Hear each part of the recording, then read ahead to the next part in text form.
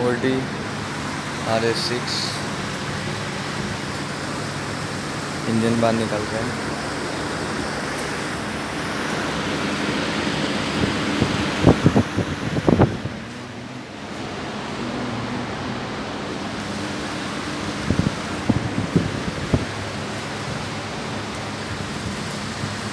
इसका head gasket भी चला गया था, उसकी वजह से पूरा इंजन रिमूव कर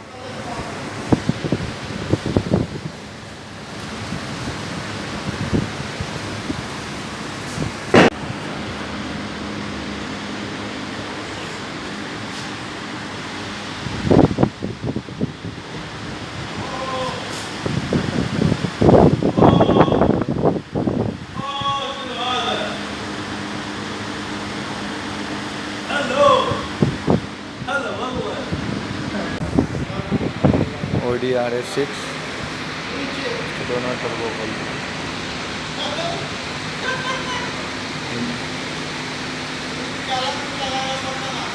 इसका गियर है Audi RS का, वही ट्विन टर्बो है, 10 सिलेंडर है।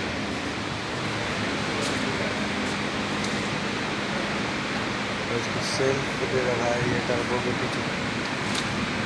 अभी ये इंजन की हालत हो रही थी इसकी।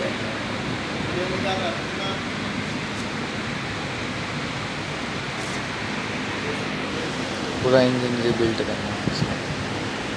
Audi RS6 gear,